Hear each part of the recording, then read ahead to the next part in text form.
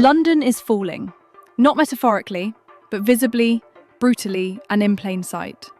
In a city once famed for its order and dignity, crime has become so commonplace that broad daylight muggings are now shrugged off as normal.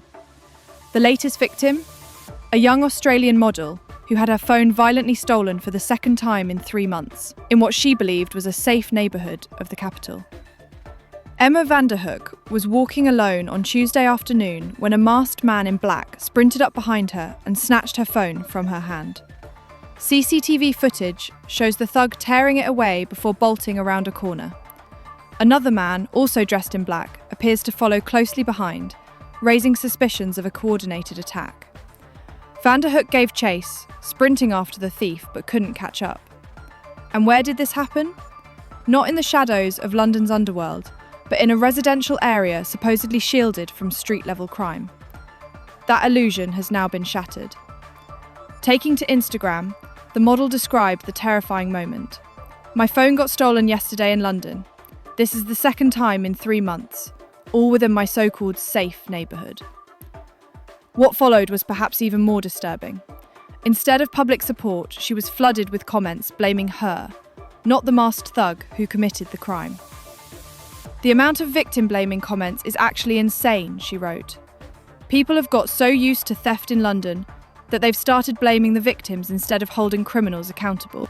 This isn't an isolated case. London is now ground zero for organised, violent phone theft. Official police data shows 231,000 phones stolen in the last 4 years, a shocking threefold increase. In 2023 alone, there were 81,256 mobile phone thefts, the highest number ever recorded. And it's not just happening in so-called rough parts of town. The worst affected areas include Piccadilly, Haymarket, and St James's.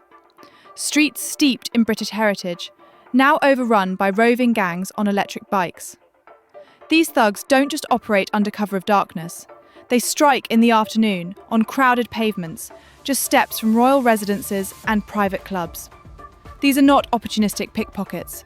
They're part of a £50 million a year international black market. Stolen phones are stripped, shipped, and sold abroad, and the gangs know police resources are stretched too thin to stop them. Other once respectable areas, now listed as hotspots, include Camden Town, Covent Garden, Waterloo, Stratford, South Bank, and Shoreditch. Since 2022, more than 200 suburbs have seen a rise in theft, meaning over a third of London is now gripped by this growing crisis. Police urge residents to stay alert, stick to well-lit areas, and keep phones out of sight. In other words, change your behaviour because we can't control the streets anymore. While victims are blamed, criminals roam free. While influencers are mocked, gangs get braver.